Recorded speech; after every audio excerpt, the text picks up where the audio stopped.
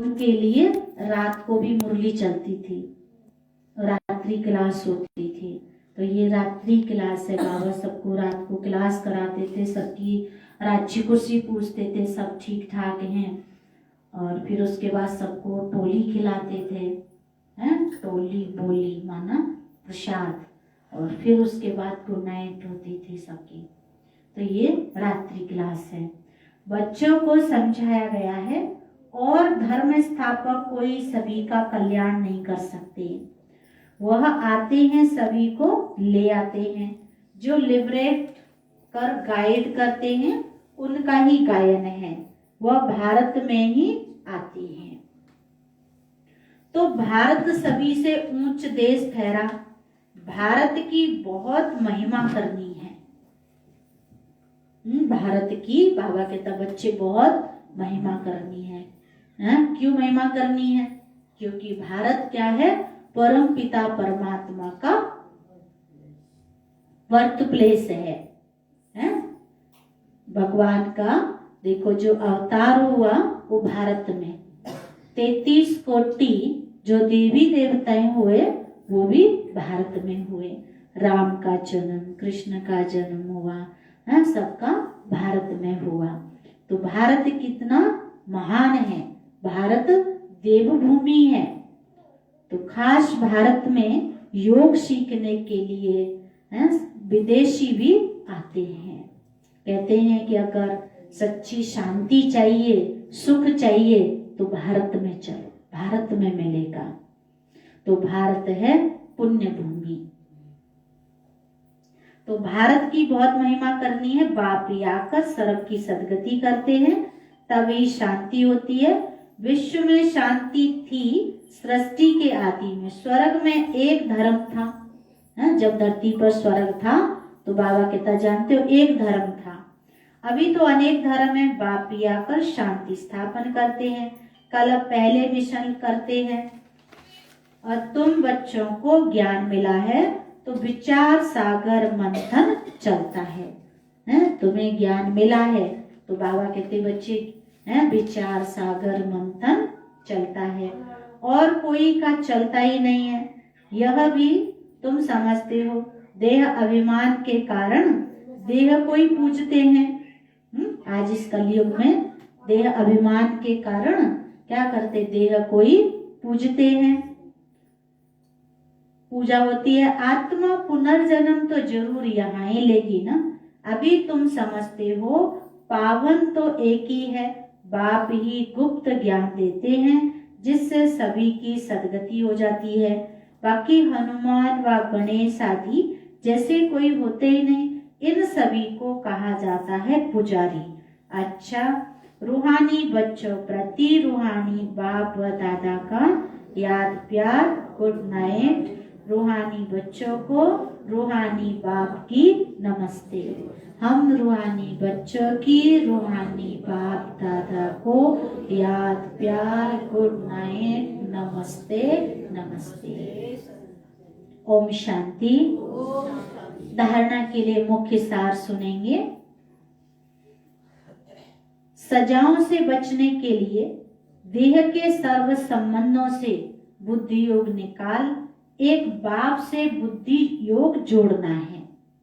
बाबा कहता सजाओं से मुक्त होने के लिए सर पे जन्म जन्मांतर के पापों का बोझ है, उससे हल्का होने के लिए अपना सब कुछ बाबा को सुना देना है। तो बाबा कहते हैं सबसे बुद्धि योग निकाल एक बाप से बुद्धि योग जोड़ना है। अंत समय में बाप के सिवाय कोई याद न आए। अंत समय एक परमात्मा के सिवाय बाबा के तब बच्चे कोई भी देहधारी याद न आए, तब अंतमति सोगति होगी। निरअहंकारी बन साइलेंस में रहे, कांटों को फूल बनाने की मेहनत करनी है। श्रीमत पर अंधों की लाठी बनना है। बाबा कहता बच्चे श्रीमत पर क्या करना है? अंधों की लाठी बनना है। पावन बन पावन बनाना है। आज का वरदान है समर्थ संकल्पों द्वारा जमा का खाता बढ़ाने वाले होली हंस भव। सभी बोलेंगे, समर्थ संकल्पों द्वारा जमा का खाता बढ़ाने वाले होली हंस भव। तो बाबा ने स्पष्ट किया, जैसे हंस कंकड़ और रतन को अलग करते हैं, ऐसे आप होली हंस अर्थात समर्थ और व्यर्थ को परखने वाले। बाबा कहता समर्थ और व्यर्थ को परखने वाले। जैसे हंस कभी कंकड़ को चुग नहीं सकते, अलग करके रख देते, छोड़ देते, ग्रहण नहीं करते, ऐसे आप होली हंस व्यर्थ को छोड़ समर्थ संकल्पों को धारण करते हो। व्यर्थ तो बहुत समय सुना, बाबा कहता व्यर्थ तो बहुत समय सुना, बोला, किया, लेकिन उसके परिणाम में सब कुछ गमाया। अब गमाने वाले नहीं, जमा का खाता बढ़ाने वाले बनो। अब गमाने वाले नहीं, बाबा कहते बच्चे जमा का खाता बढ़ाने वाले बनो। स्लोगन है, स्वयं को ईश्वरीय मर्यादाओं के कंगन में बांध लो तो सर्व बंधन समाप्त हो जाएंगे। देखो कितनी अच्छी बात कही बाबा ने, स्वयं को ईश्वरीय मर्यादाओं के कंगन में बांध लो तो सर्व बंधन समाप्त हो जाएंगे। अच्छा, तो आज प्यारी बाबा के मुरली के मधुर महावाक्य सुने। 18 तारीख की वाणी में बाबा ने क्या कहा, याद है सबको? मुरली की हेडलाइन में बाबा ने क्या वचन उच्चारण किए, सुनाएंगे? बाबा कहता है, मीठे बच्चे, आत्मा और परमात्मा का मिलन ही सच्चा सच्चा संगम अथवा कुंभ है। इसी मिलन से तुम पावन बनते हो, यादगार में फिर वह मेला मनाते हैं। और आज प्यारे बाबा ने प्रश्न किया, तुम बच्चों में किस बात की बहुत बहुत सयानप चाहिए? तुम बच्चों में किस बात की, बाबा कहते बच्चे बहुत बहुत सयानप चाहिए। उत्तर में बाबा कहते ज्ञान की जो नाजुक बातें हैं उन्हें समझाने की बहुत सयानप चाहिए। युक्ति से ज्ञान मार्ग और भक्ति मार्ग को सिद्ध करना है। ऐसे समझाना है जैसे चूहा फूंक भी देता है और काट भी लेता है। चूहा क्या करता है? फूंक भी देता है और काट भी लेता है। तो सर्विस की युक्तियां रचनी है। कुंभ मेले पर प्रदर्शनी लगाकर अनेक आत्माओं का कल्याण करना है। पतित से पावन होने की युक्ति बतानी है। और आज गीत की लाइन, इस पाप की दुनिया से कहीं और ले चल, कहां?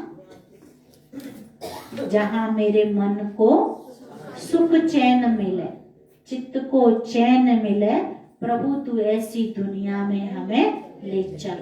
तो भगवान ऐसी दुनिया में ले जाने के लिए हमें मार्गदर्शन दे रहे हैं। आज 18 तारीख का अव्यक्त इशारे का पॉइंट सुनेंगे। गृहस्थ व्यवहार को संभालते हुए, सेवा करते हुए सदा उपराम रहो। शिव बाबा कहता अपनी घर गृहस्थी को संभालते हुए सेवा करनी है, तो गृहस्थ व्यवहार को संभालते, सेवा करते उपराम रहो। याद रखो, मेरी सेवा नहीं, बाप ने दी है। ये मेरी सेवा नहीं, बाबा ने मुझे सेवा दी है। तो निर्बंधन रहेंगे। मेरी गृहस्थी नहीं, मैं ट्रस्टी हूं। याद रहे, मेरी गृहस्थी नहीं, मैं इस गृहस्थ को संभालने के निमित्त हूं। अपने आप को बाबा कहते बच्चे निमित्त मात्र समझना है, निमित्त हूं।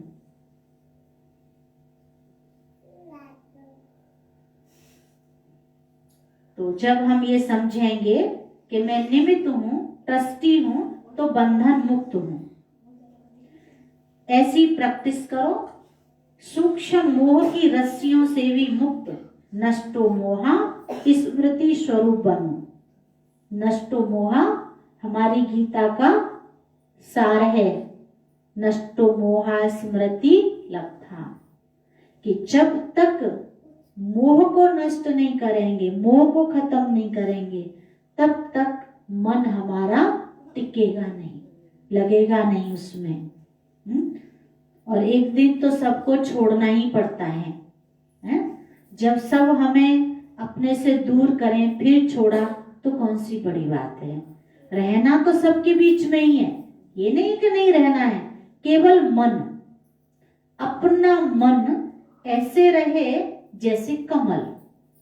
कमल कीचड़ में होता है, कीचड़ से खाद लेता है और खुशबू पैदा कर देता है। ऐसे ही बाबा ने कहा, घर गृहस्थ में रहते हुए अपने जीवन को हम कमल पुष्प के समान खुशबूदार बना लें। आज का विचार सुनेंगे 18 दिसंबर। यदि मैं एक क्षण खुश रहता हूं तो इससे मेरे अगले क्षण में भी खुश होने की संभावना बढ़ जाती है। यदि मैं एक क्षण खुश रहती हूँ तो इससे अगले क्षण भी खुश रहने की संभावना बढ़ जाती है। इसलिए हमें सदा ही खुश रहना है। सब खुश हैं, राजी हैं, सब खुश राजी हैं। अच्छा, किसी को यहाँ आने में कोई दिक्कत तो नहीं हुई, परेशानी तो नहीं हुई? अच्छा, तो बाबा हम सबको इजी रास्ता दिखाता है। अगर हमें थोड़ा बहुत तकलीफ भी हुई हो, इतना दूर से यहाँ तक आते हैं घरों से, तो भगवान के लिए तो देखो हमने भक्ति में कितना कष्ट सहा है। उस परिक्रमा लगाने जाते थे, पैरों में छाले पड़ जाते थे। माताओं को अनुभव है, पैरों में छाले पड़ जाते थे, पैर सूज जाते थे।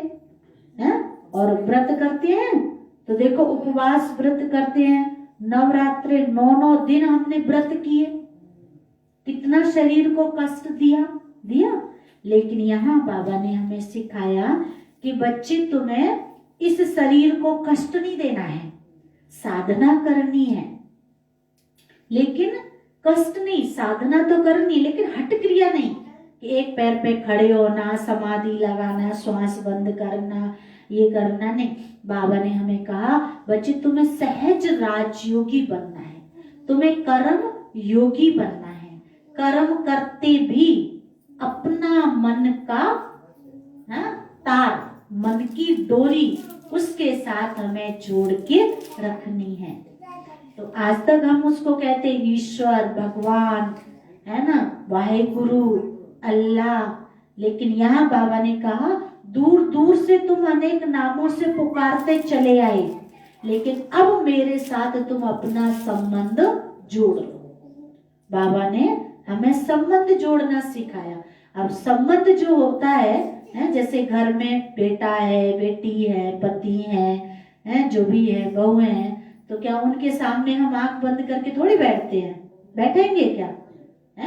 अगर हमारे सामने है तो हम बातें करते हैं ना, पूछते हैं ना। तो ऐसी भगवान हमारा पिता है, हमारी माँ है, हमारा सखा है, हमारा दोस्त है, हमारा स्वामी है, हमारा गुरु है, हमारा टीचर है। तो कितने रूपों से उसका संबंध हमारे साथ है, तो उससे हम संबंध जोड़ करके बातें करें। योग माना जोड़, योग माना संबंध, उसके साथ संबंध है, तो हम अपने मन की बात करें उससे। हम बाबा को ऐसे याद करें। खाली आप गुम होके बैठ जाएंगे तो बस क्या होगा, सुस्ती आ जाएगी, झुटका आ जाएगा। यूं करेंगे, यूं करेंगे, यूं करेंगे, ऐसे करेंगे। लेकिन जब आपके सामने कोई बैठा हो और आप बात करने लग जाएं, तो बात करते हैं तो आपको झुटकाता है? किसी देहधारी से बात करने में सुस्ती आती है? झुटकाता है? नहीं। लेकिन शिव बाबा की याद में बैठ जाते हैं तो क्या करते हैं?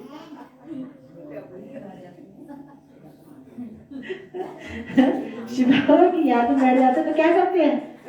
वास्तव में होना तो ये चाहिए कि आंखें खुली और मुंह बंद होना चाहिए, लेकिन जब याद में बैठते हैं तो ऐसा योग लगाते हैं कि आंखें तो बंद हो जाती है और मुंह खुल जाता है। तो हमें ऐसा योग नहीं, हमें ऐसा योग लगाना है, सचेत होकर के योग लगाना है कि आंखें खुली रहें और मुख बंद हो जाए। कईयों को देखा है कि मुंह खुला होगा और आंखें बंद हो, कहते भाई बड़ा अच्छा योग लगा, बड़ा अच्छा योग लगा आज तो।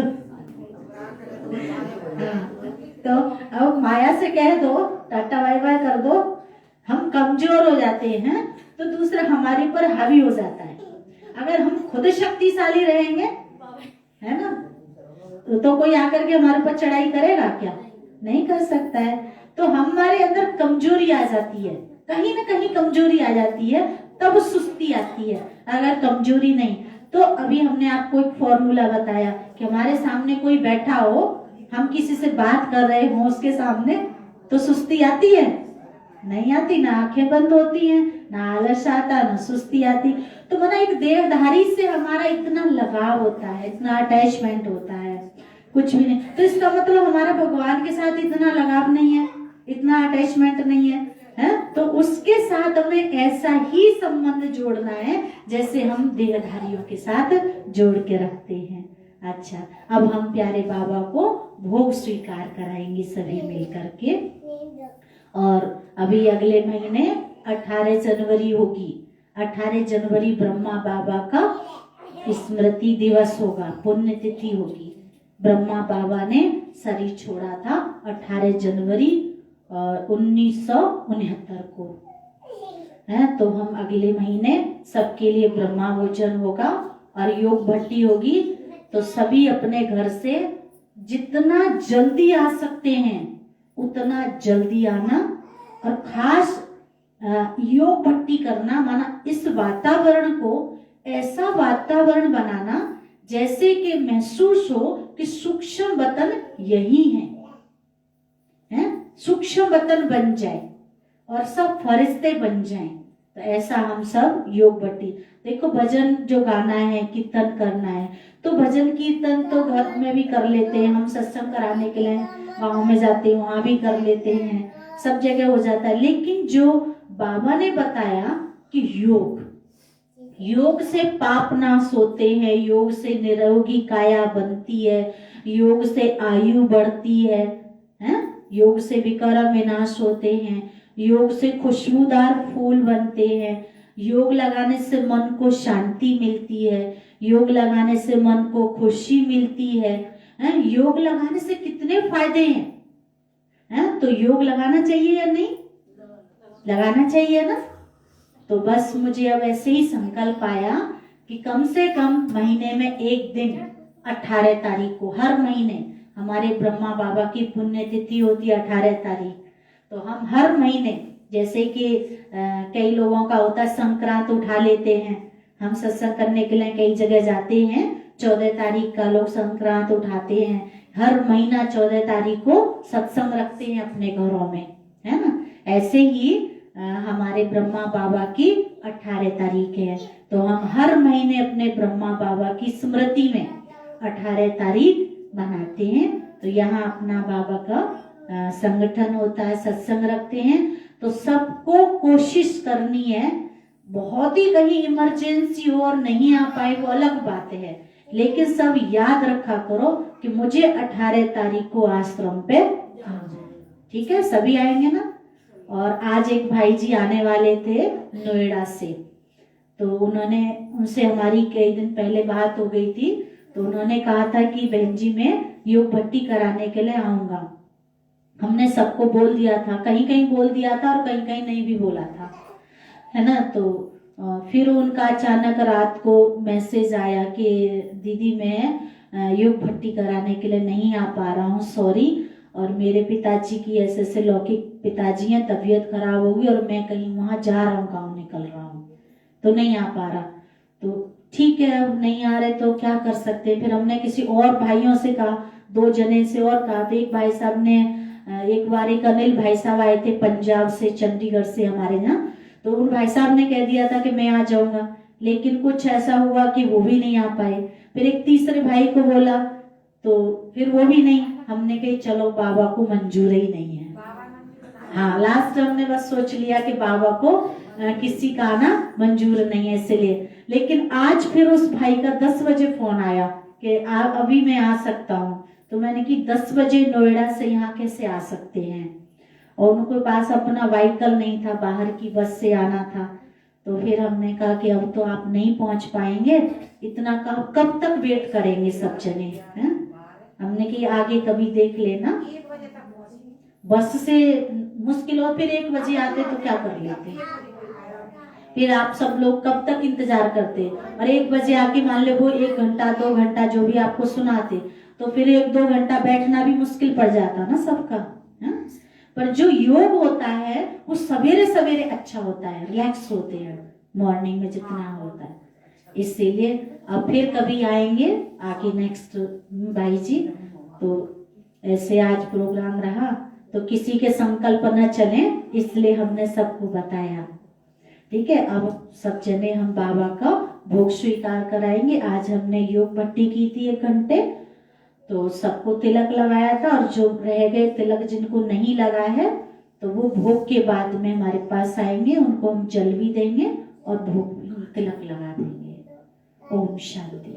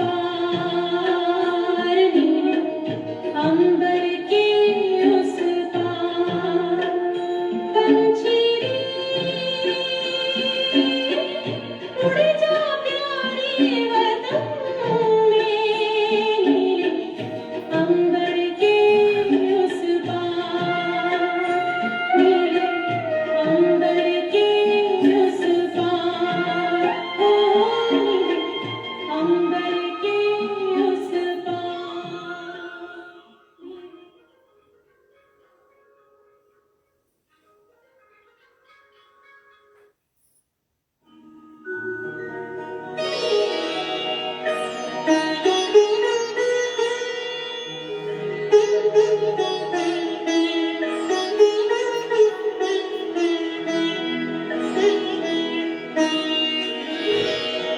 तेरी याद का अमृत पीते हैं, तेरी याद का अमृत पीते हैं, तेरी याद में जीते हैं बाबा, तेरी याद में जीते हैं बाबा, तेरी याद का अमृत पीते हैं, तेरी याद का अमृत पीते हैं, रहे याद सदा ही साथ तेरी, रहे याद सदा ही साथ तेरी, बस और न हम कुछ चाहेंगे, बस और न हम कुछ चाहेंगे, तेरी याद का अमृत पीते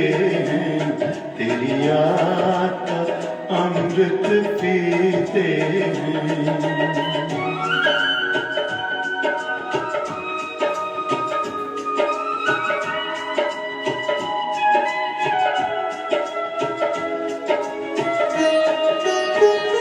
जो पल बीते तेरी यादों में, जो पल बीते तेरी यादों में, वो पल अविनाशी होते हैं, वो पल अविनाशी होते हैं, हर पल को सफल बना देंगे, हर पल को सफल बना देंगे, तेरी याद कभी ना छोड़ेंगे, तेरी याद कभी ना छोड़ेंगे, तेरी याद का अमृत पीते हैं, तेरी याद का अमृत पीते हैं।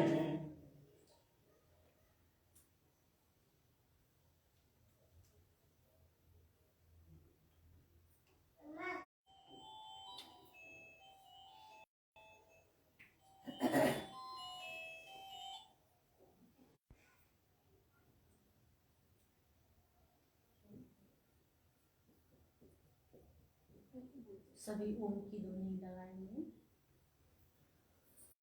ओम